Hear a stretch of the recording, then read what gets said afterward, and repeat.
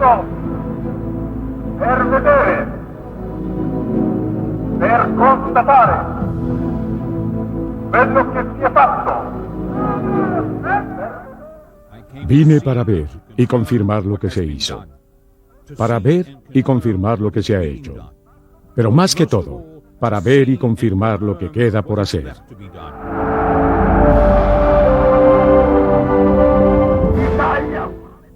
Italia, proletaria y fascista. La Italia de Vittorio Benito y de la Revolución. Levántate. Descubriendo la historia. Fascismo. Capítulo 4. Versalles. Un tratado sin equidad.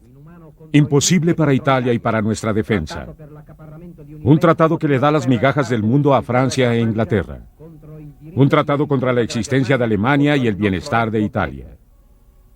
En una Europa que Inglaterra desmembró por razones de política internacional, a Italia se le niega el estatus de potencia del Mediterráneo. Italia está encadenada en su propio mar como en una prisión, y solo los británicos tienen la llave. Córcega y Túnez siguen amenazando nuestra soberanía. De Toulouse a Túnez, los franceses tienen una barrera que mantiene a Italia fuera del oeste del Mediterráneo. Los barcos que vienen a Italia deben pasar por el Canal de Suez o por el Estrecho de Gibraltar.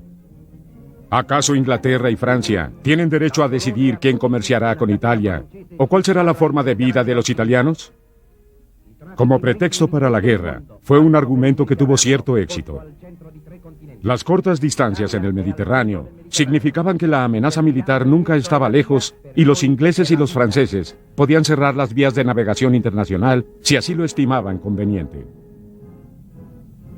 Aunque alguien no estuviera de acuerdo con las intenciones de Mussolini, el hecho de que Italia estuviera bloqueada para recibir productos por mar de cualquier lugar del mundo no tenía discusión.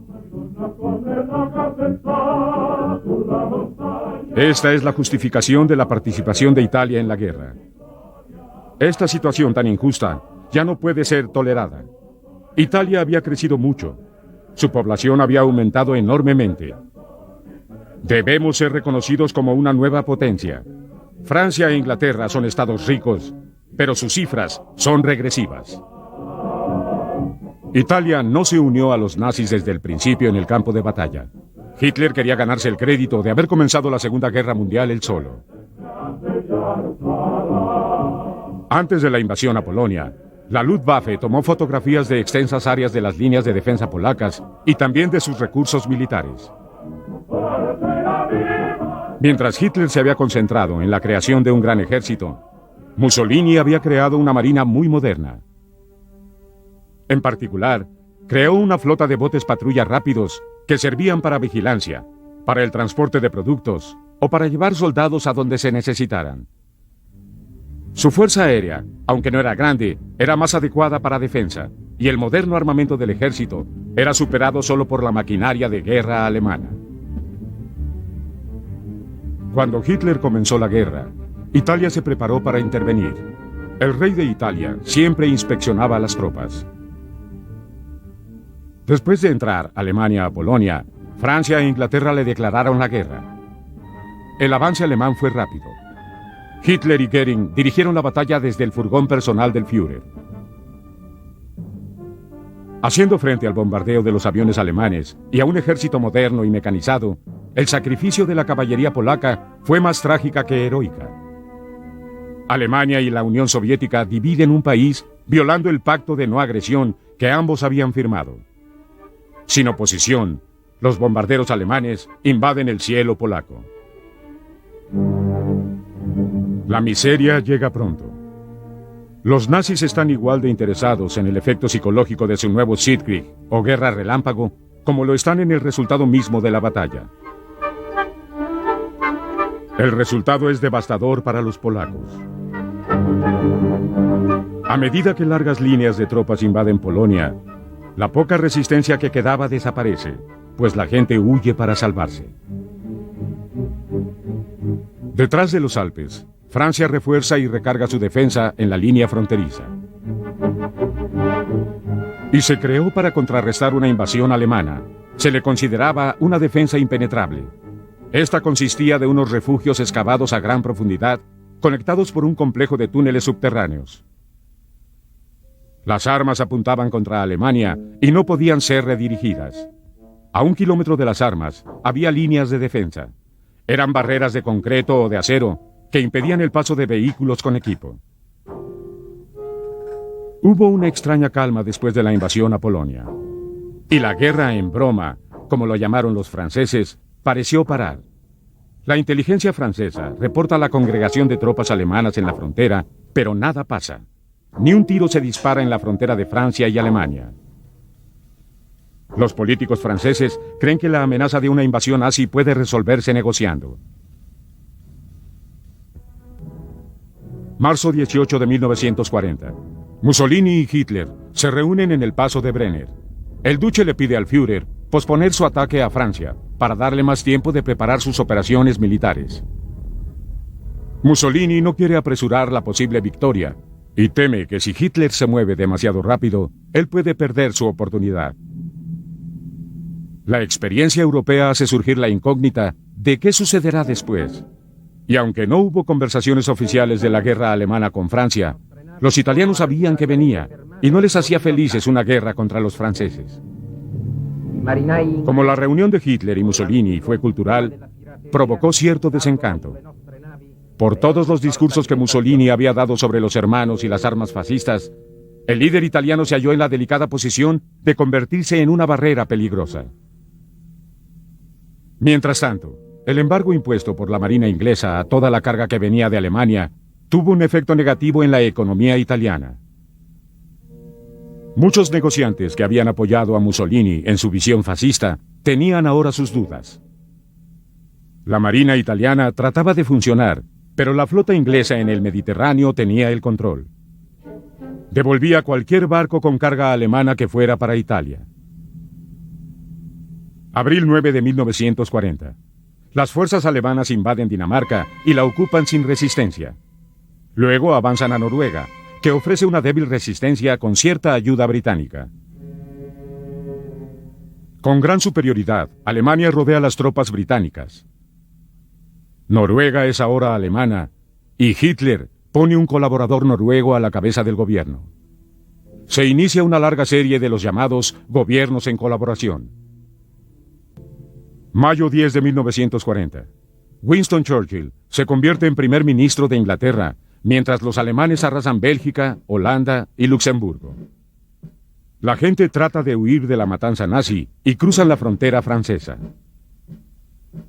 La nueva técnica de Hitler hace la resistencia casi imposible. Unidades alemanas reforzadas y bien equipadas se mueven a través del bosque de los Ardenes. Sorprendiendo al ejército francés, maniobran alrededor de la línea limítrofe. Las tropas británicas, que envían ayuda a Francia para resistir el avance alemán, ahora huyen a la costa y se agazapan en Dunkerque, en el canal inglés, el 24 de mayo. La evacuación es un desastre. Tratando de juntarse en el último minuto, muchos ingleses pierden la vida. Inesperadamente, el ejército alemán no lanza un ataque final sobre los que quedan. Hitler deja que lo haga la Luftwaffe. Los aviones bombardean a los ya derrotados ingleses a la orilla del canal. Pero el mal tiempo y la resistencia de la Real Fuerza Aérea impidieron que el ataque se convirtiera en un desastre total. Sin embargo, Dunkerque es una gran pérdida para los ingleses. Por salvar a las tropas, se pierden toneladas de provisiones y equipo. Y los alemanes invaden Francia con absoluta facilidad. El nuevo gobierno de Vichy se pasea triunfante por las calles, mientras que el pueblo francés está de luto.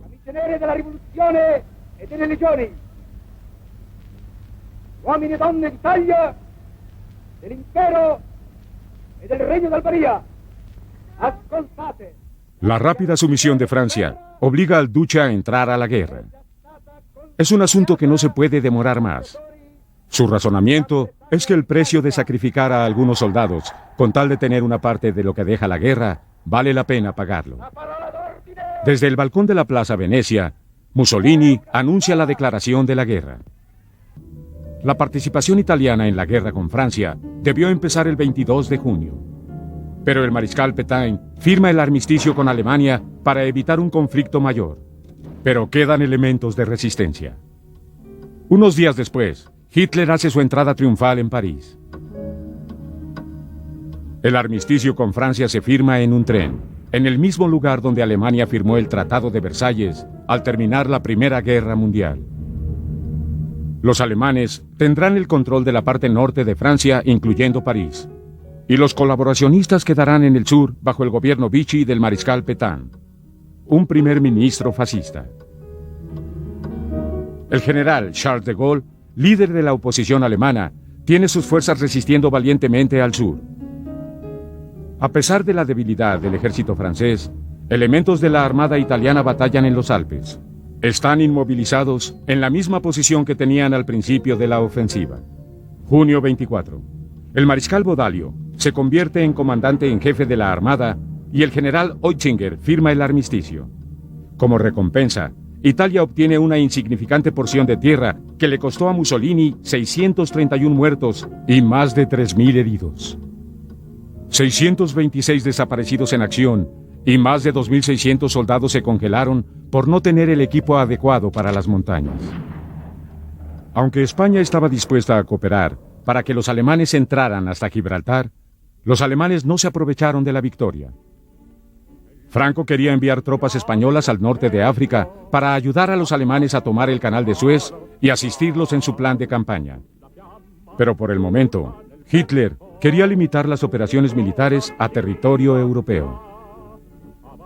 Su estrategia era similar a la adoptada en la Primera Guerra Mundial. Y la opinión de muchos era que Hitler subestimó la importancia del Mediterráneo. Ahora, como indiscutible dueño de Francia, Hitler disfrutaba la victoria. Verano de 1940.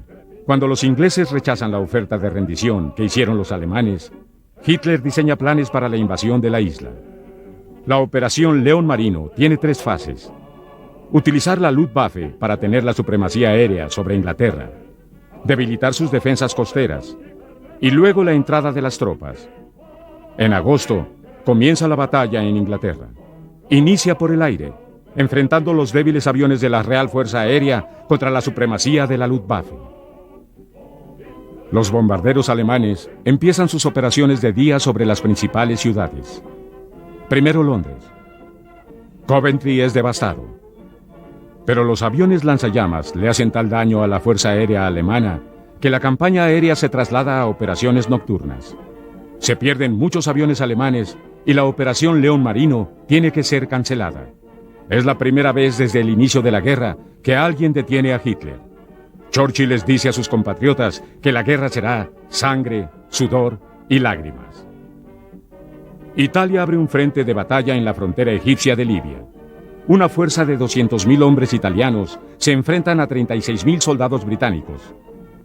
Mussolini está seguro de que una avasalladora victoria convencerá a Churchill a negociar por la paz, haciendo evidente una vez más su papel de mediador. Con tal superioridad, el duque cree que la victoria es segura. Fines de junio. Italo Balbo, el gobernador de Libia, muere por accidente. Su sucesor, el mariscal Graziani, comanda la ofensiva italiana en Egipto, avanzando las tropas 100 kilómetros dentro de la frontera egipcia y toma la ciudad de Sid el Barrani.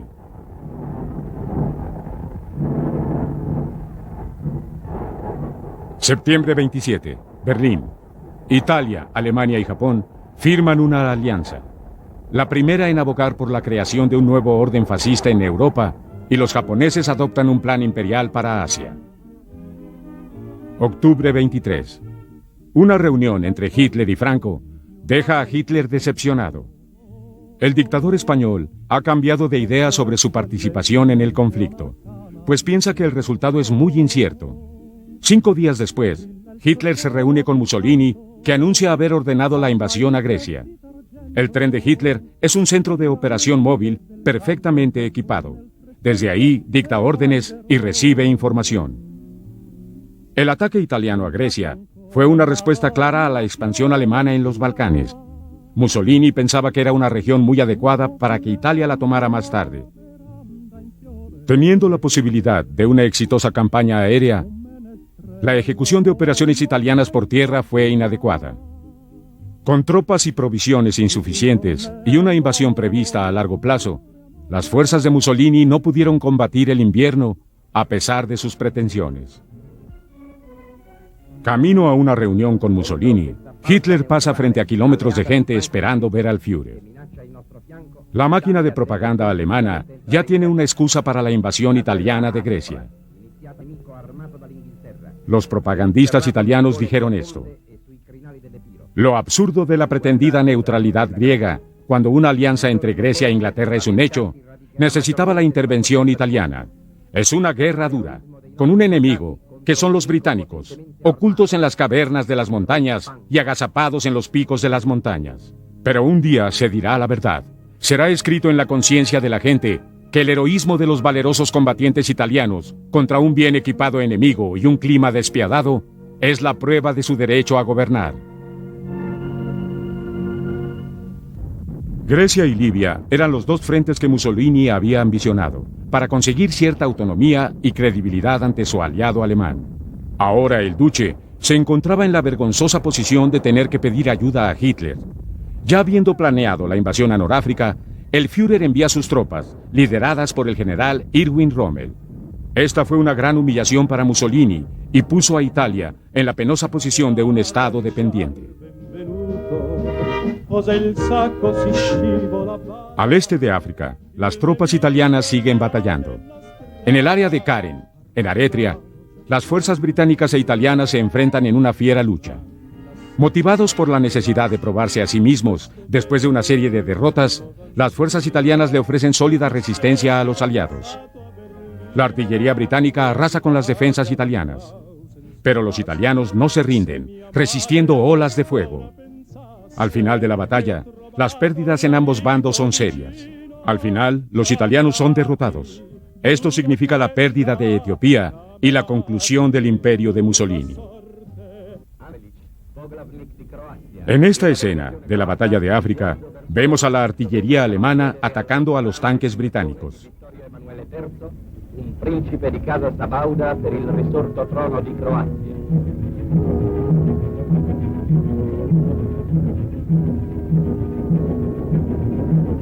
L'arrivo alla stazione Ostiense. Il cordiale incontro col duce e col ministro Ciano.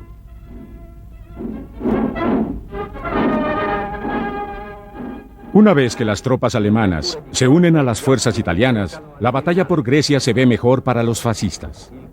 El 27 de abril, las tropas alemanas e italianas entran a Atenas.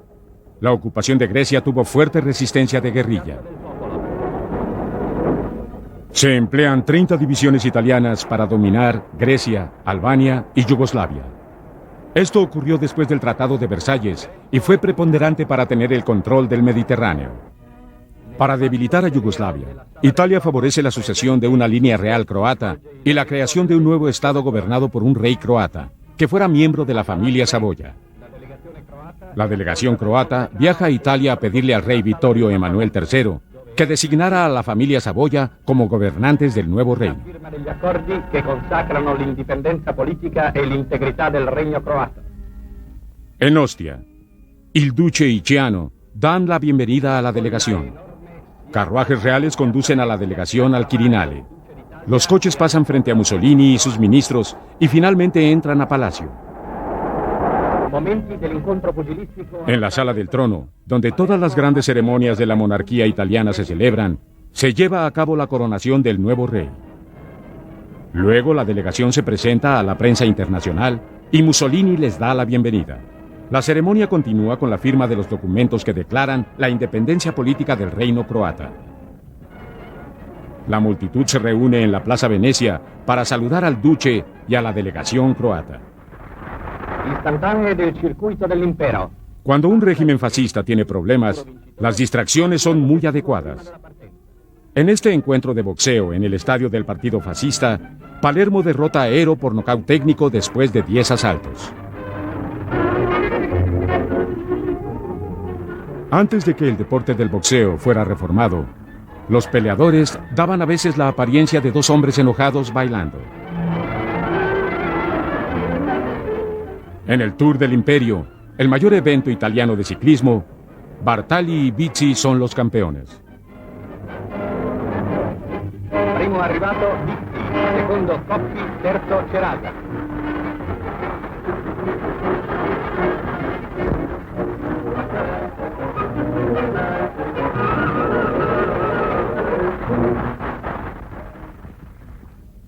Firenze, alla presenza della principessa di Piemonte, della duchessa Anna d'Aosta e dei principini. Pero en la recta final, Bizzi es el primero, Coppi el segundo y Serrati el tercero. La guerra tenía sus altas y bajas, pero el interés de los italianos en el bienestar físico nunca bajó. La multitud en la meta es tan entusiasta que casi bloquean a los ciclistas. En Florencia, ante la princesa de Piamonte, la duquesa Ana Costa y dos princesitas, se presentan danzas en el evento anual de gimnasia de la Asociación Juvenil de Litorio.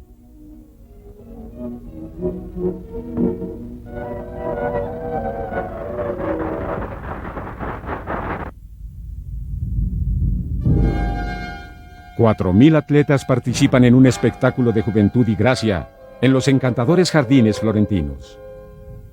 Hasta ahora, Italia no ha sido tocada por la guerra. La invasión de Grecia y Yugoslavia forzó a Hitler a posponer su proyecto más ambicioso, la Operación Barbarossa, el ataque a Rusia.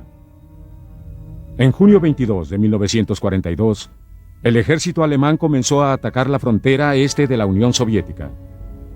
Haber atacado tan tarde fue el mayor error de la estrategia nazi. Esto fue a solo 3 meses de empezar el invierno, y Stalin no tenía intenciones hostiles contra Alemania.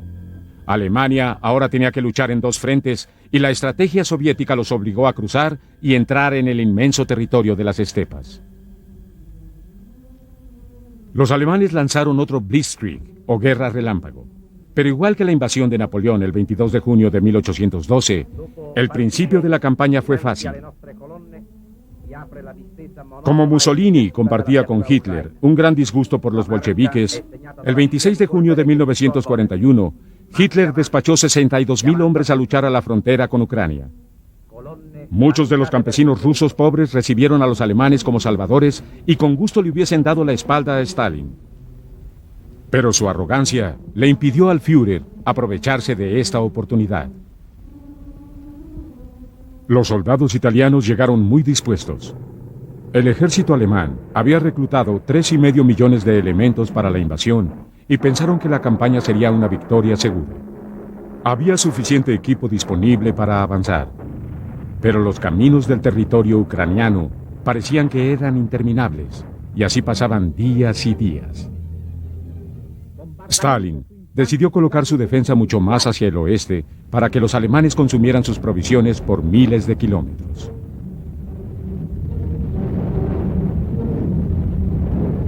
Pioggia di bombe d'ogni calibro su impianti ferroviari e nodi stradali.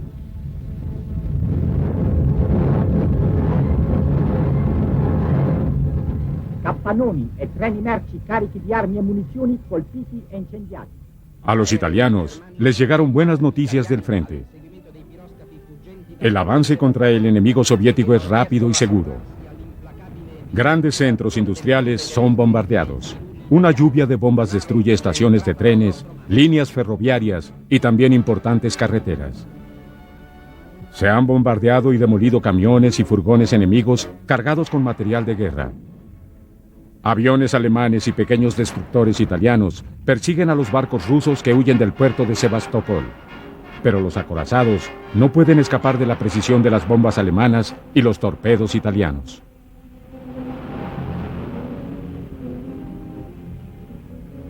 El oficial encuentra el blanco, prepara el tiro y dispara. Otro barco es alcanzado por uno de nuestros destructores. Tanques ligeros abren paso por caminos sinuosos y a través de los campos. Hay cierta resistencia, pero cuando la encuentran, de inmediato acaban con ella.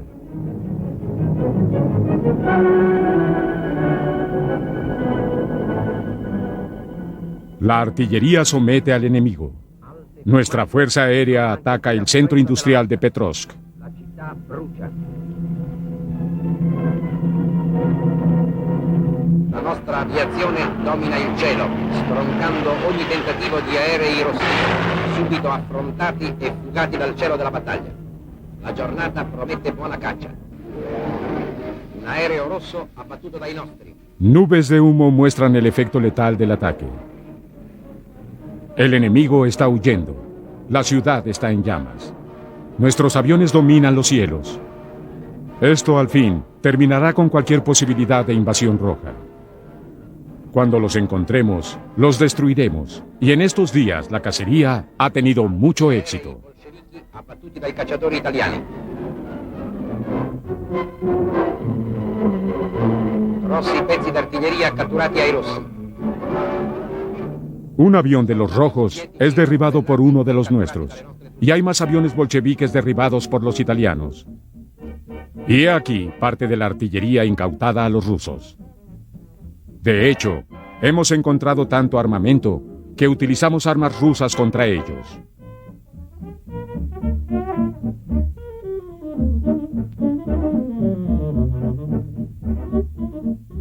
Aquí llevamos prisioneros de batalla a lugares donde esperan a ser juzgados. Los prisioneros llenan los caminos, llenan los campos, y la guerra va muy bien.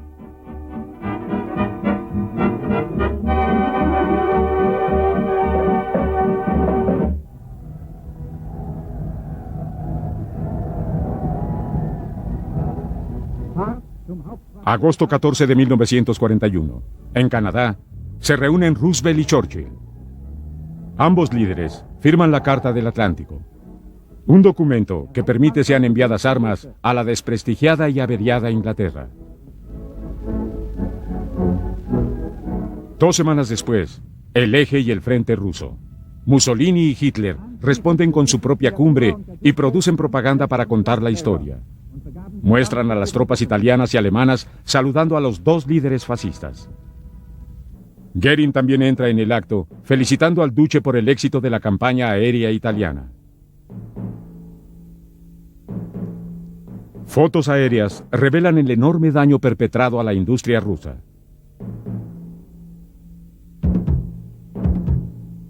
Diciembre 8 de 1941. Después del furtivo ataque a la flota del Pacífico en Pearl Harbor, Roosevelt le declara la guerra a Japón. Por fortuna, los portaaviones no estaban anclados ahí durante el ataque. Alemania responde declarándole la guerra a Estados Unidos y Mussolini le sigue. La intervención de Japón en la guerra significa que Estados Unidos tiene 2 guerras que luchar. La intervención norteamericana cambia el balance de la guerra. La guerra submarina se intensifica, pero a pesar del éxito de los U-boats, el flujo de la guerra sigue hacia Inglaterra y ésta sigue peleando. Los barcos Liberty, que podían ser armados rápidamente y transportaban grandes cantidades de carga, se fabricaron en números que no pudieron hundir las flotas de U-boats alemanes. Cientos de miles de refugiados huyeron del ejército alemán.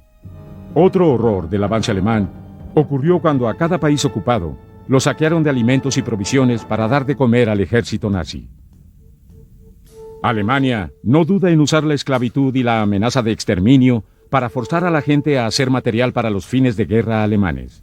Pero tal vez el horror más inconcebible de Hitler fue su política de genocidio contra los que consideraba enemigos de Alemania.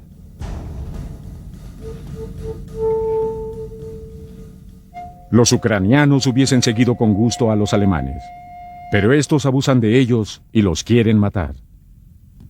De hecho, los alemanes superaron la brutalidad de la guerra con Rusia con la solución final, el plan de Hitler para la total exterminación del pueblo judío. Ya se había construido un sistema de campos de concentración. 2 de los peores eran Auschwitz y Treblinka. Los judíos de Varsovia fueron llevados a un gueto donde prevalecía el hambre y el trato inhumano. Para suerte de ellos, en muchas áreas ocupadas por italianos, las autoridades se negaban a maltratar judíos e inventaban cualquier clase de excusa burocrática. intervengono le braccia dei nostri soldati. Los que habían sido expulsados por los alemanes en Rusia no tenían otro lugar a donde ir que a casa, así que regresaron, llevando lo poco que tenían a vivir con lo poco que quedó.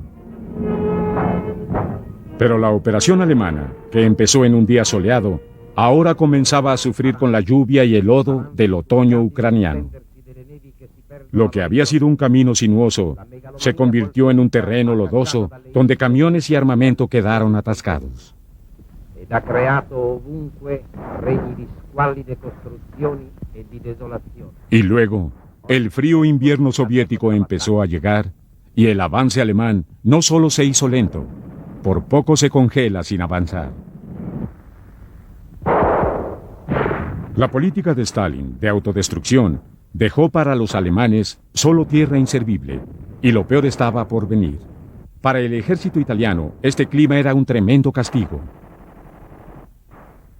Los alemanes estaban a poca distancia de Moscú para fines de 1941 y se preparaban para un asalto contra la capital rusa.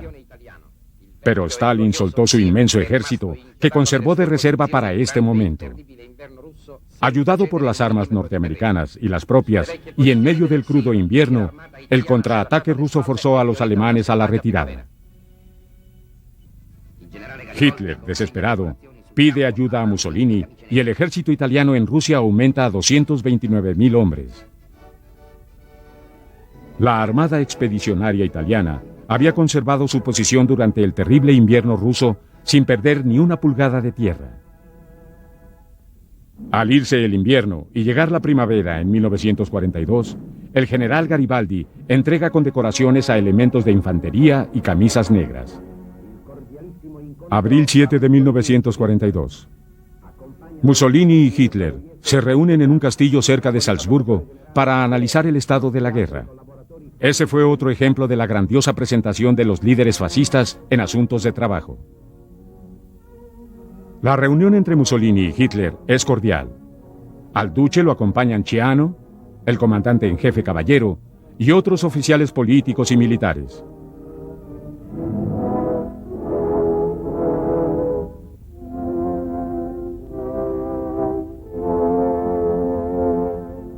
El ejército de Mussolini funcionó bien en el frente oriental y el duce trató de cambiar la relación entre él y el Führer.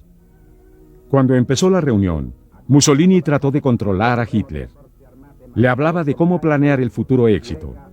Pero al final, Hitler fue una vez más el maestro. Y el duce le aconsejó ser cauteloso. Pero el Führer lo convenció de que el problema en el frente oriental era sencillamente por falta de provisiones y desmoralización. Acompañado por el comandante en jefe, mariscal von Kaiser, Mussolini se dirige a casa del Führer. Ciano y von Ribbentrop son acompañados por los embajadores Alfredi y Van Achel.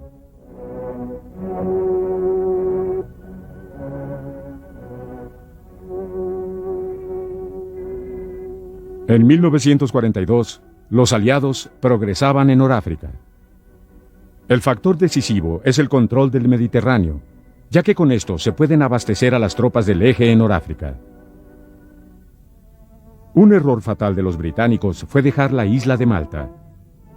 Hitler concuerda y Mussolini y Caballero proponen invadir la isla. Pero Hitler, otra vez, menospreciando la importancia de un frente en el Mediterráneo, solo propone bombardear la isla. Ninguno de los planes se llevó a cabo. Los mismos conceptos surgieron de la cumbre. Ambos líderes estaban convencidos de que una arrolladora derrota es segura para los enemigos del fascismo. Sin embargo, en ambos bandos hay quienes piensan que la victoria aún es incierta.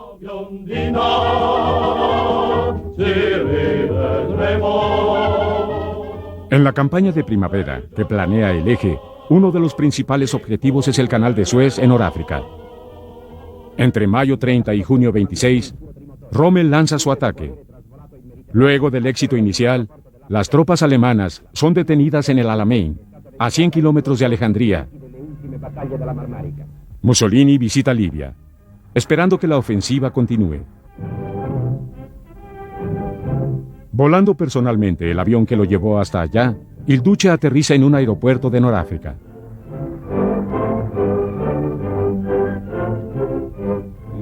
Visita a los soldados heridos y los felicita por su heroísmo.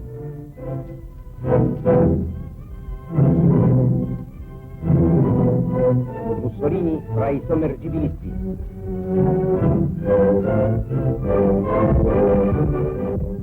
Il Duce inspecciona un submarino alemán y saluda a los marinos.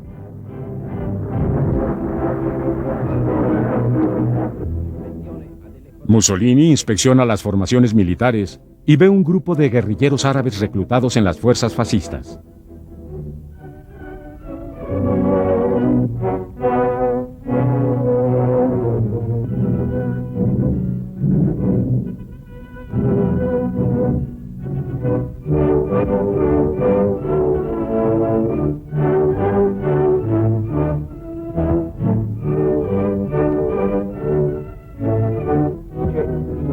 Al funzionamento di una nuova arma.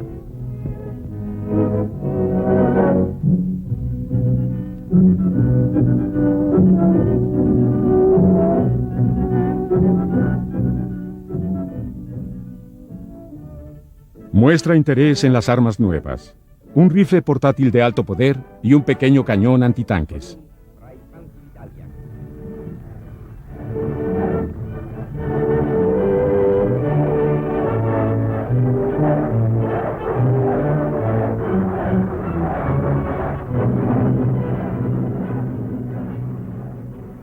Mussolini se une a sus tropas. A veces el gran entusiasmo parece conmover al Duce.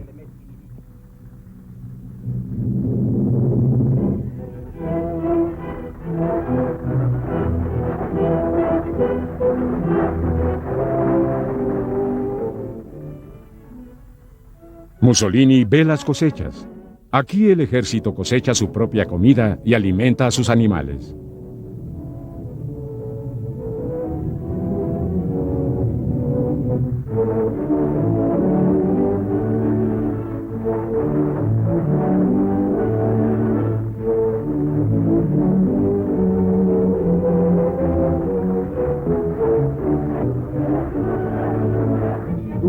Ispeziona un campo di concentramento di prigionieri.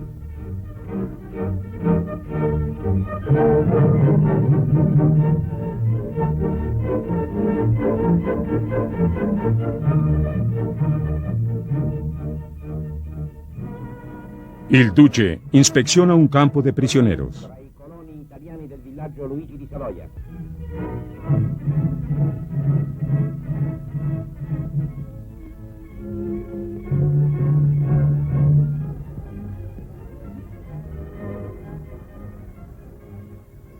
En general, las condiciones que mantenían los italianos eran mejores que las que ofrecían los alemanes.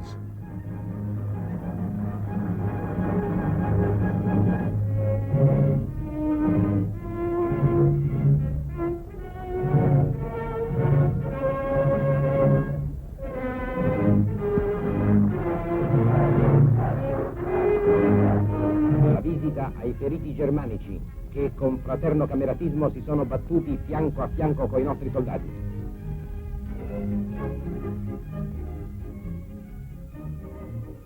Mussolini visita a italianos que sirven en una colonia lejana.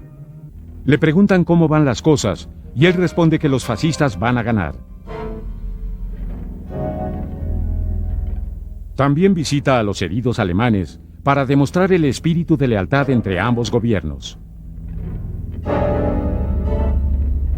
Entre primavera y verano de 1942, los norteamericanos luchan por contener la expansión japonesa en el Pacífico. En la batalla de la isla de Midway, gran parte de la flota japonesa es debilitada o destruida.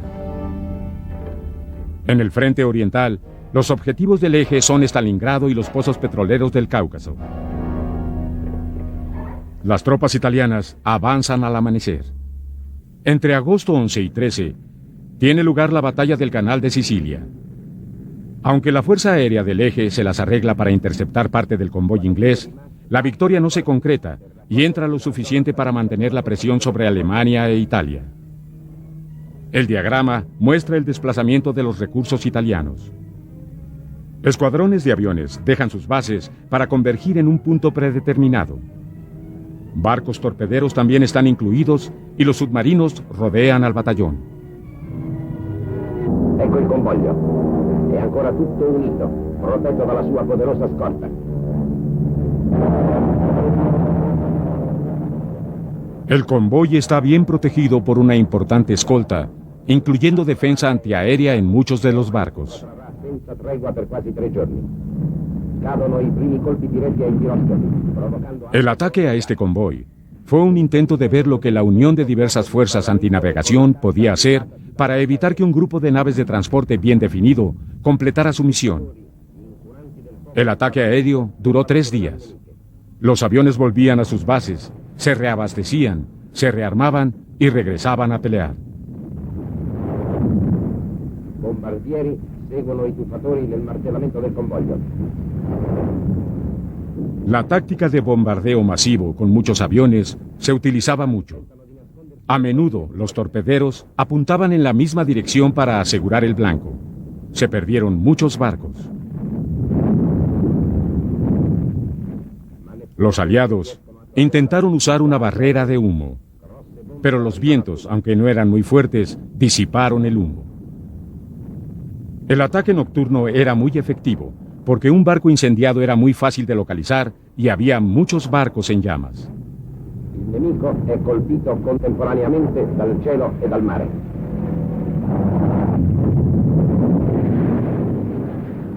Las luces de Bengala se usaban para ubicar blancos sin llamas. Lo que los aviones y torpederos no pudieron hundir, los submarinos lo hundieron. Uno de ellos, comandado por el capitán Sergio Bianchi, encuentra un blanco y lanza torpedos para interceptarlo. Dentro y fuera de Italia, el uso de fuerzas combinadas fue muy efectivo. Pero a pesar de esta devastadora acción, el convoy logró pasar. Octubre 23 a noviembre 4. El ejército inglés, guiado por el general Montgomery, lanza una ofensiva contra las tropas del Eje en la segunda batalla de El Alamein. Aunque ponen una robusta defensa, la fuerza del Eje es menor y mal equipada. Finalmente es forzada a retirarse después que casi todo su armamento es destruido. 5 días después, las tropas norteamericanas aterrizan en Marruecos y en Argelia. El 8 de noviembre, durante la Operación Antorcha, que combinó las fuerzas británicas y norteamericanas, las potencias del Eje trataron de coordinar sus movimientos. Y para mayo 13 de 1943, todas las fuerzas tanto italianas como alemanas son forzadas a abandonar Noráfrica. Se capturaron 250.000 prisioneros. En el frente ruso, la batalla de Stalingrado marca un punto de cambio en la Segunda Guerra Mundial. Para Hitler, capturar la ciudad que llevaba el nombre del líder soviético era un logro por el que pagaría cualquier precio. Y el precio fue alto. En noviembre 18, cuando Stalin asigna más tropas de las que los alemanes e italianos podían controlar, Hitler perdió no solo la batalla de Stalingrado, también perdió las mejores divisiones de su armada. Noviembre 18. Durante el intento soviético de liberar la ciudad, la retirada italiana se convierte en un éxodo desesperado. Los hombres son forzados a marchar entre la nieve cientos de kilómetros para salvarse. Casi 75.000 murieron. El 2 de febrero de 1943, el sexto ejército alemán con el general von Palis se rinde. Las fuerzas alemanas son irremediablemente derrotadas. En la conferencia de Casablanca, Churchill y Roosevelt se reúnen para discutir los planes futuros para continuar con la guerra. Mientras tanto, en Italia, las ciudades de Turín y Milán son bombardeadas. En esas ciudades se fabricaban muchos planes de guerra. Mussolini, sin embargo, estaba enfocado en mandar un buen frente. Ante el inminente ataque de los aliados, el dictador estaba presentando a los jóvenes y a los adultos filmes de guerra por todo el país. También hubo ceremonias para los soldados que sobresalieron en el campo. Y al mismo tiempo, el general Montgomery celebraba su victoria en Noráfrica. Consacra il fulgido sacrificio dei goliardi italiani. Enero 23. Las tropas británicas barren con Trípoli. A partir de aquí, los aliados tratan de capturar tantas tropas del Eje como sea posible. Aunque hubo resistencia, no había esperanzas para las potencias del Eje en Noráfrica. A pesar de la pérdida de la campaña de África, Mussolini da la bienvenida a las tropas que regresan. Eran la defensa de Italia y el dictador sabía que los necesitaría a todos. Lo que venía después les fue ocultado a los italianos, que estaban ávidos de buenas noticias. El dictador se tomó el tiempo de ir a Grecia y aceptar el saludo de las fuerzas italianas de allá. Pero la guerra iba hacia Italia, y todo el barniz del mundo no podía ocultar las afiladas cuchillas de la guerra que estaba por llegar. Hitler y Mussolini se reunieron para ver cómo iban a lidiar con la inminente invasión. Pero no hay pavoneo arrogante y risa forzada en estas entrevistas. Mussolini presiona a Hitler a firmar un armisticio con Stalin para concentrar la defensa en el Mediterráneo. Pero el consejo es rechazado. Las fuerzas italianas y las tropas alemanas son puestas a las órdenes del alto mando alemán, cosa que no le gustó al duce, pero no se podía oponer. Varias divisiones alemanas son enviadas a Sicilia para ayudar a los italianos a impedir que toquen tierra a los aliados. Pero las fuerzas navales aliadas van directo a Sicilia, y después de debilitar las defensas, el desembarque sucede sin oposición el 10 de julio de 1943. 16 de julio. Un grupo de oficiales fascistas, entre ellos De Bono, De Vecchi, Pétain y Ferrenacci, demandan una convocatoria de la Asamblea del Gran Consejo Fascista y comparten sus ideas sobre el rumbo del conflicto. Mussolini está de acuerdo. La situación es crítica. 3 días después, Mussolini y Hitler tienen una cumbre. Pero ya con fondos y reservas agotados, Mussolini acepta que Italia ya no está en condiciones de continuar las operaciones. Roma es bombardeada y hay 1.500 muertos. El Papa trata de calmar la situación. El rey piensa en reemplazar a Mussolini si pierde en la votación del Gran Consejo Fascista. El sucesor, Lino Grandi, un político que había sido ministro de Asuntos Exteriores y ministro de Justicia, y desde el principio se opuso a la guerra y en especial se opuso a aliarse con los alemanes. Julio 22. Grandi sugiere deshacerse de Mussolini. Si él no renunciara antes de la reunión del Gran Consejo y el rey aceptara la renuncia, entonces él entraría a enfrentarse a los nazis. Mussolini rechaza la propuesta y sugiere continuar la guerra con Alemania. La intervención de Grandi provoca controversia, pero la inclinación de todos es que la alianza con Alemania debe terminarse antes de que venga el ataque de los aliados sobre Italia. Grandi, que políticamente se había opuesto a Mussolini en el pasado, le vuelve a pedir al dictador que renuncie e invita al rey a asumir todo el poder. La votación final aprueba la propuesta de Grandi. Los votos, 90 a favor y 7 en contra. Mussolini no se entera de esto. Cuando se presenta ante el rey para las consultas usuales, no sabe que lo despidieron.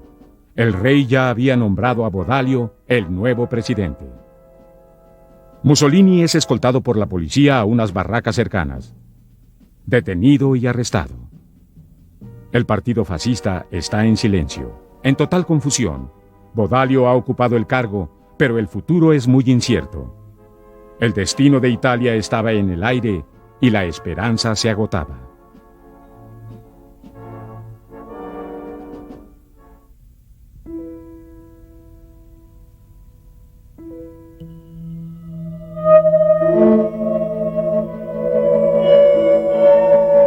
Doblaje hecho en México por AF Beethoven House.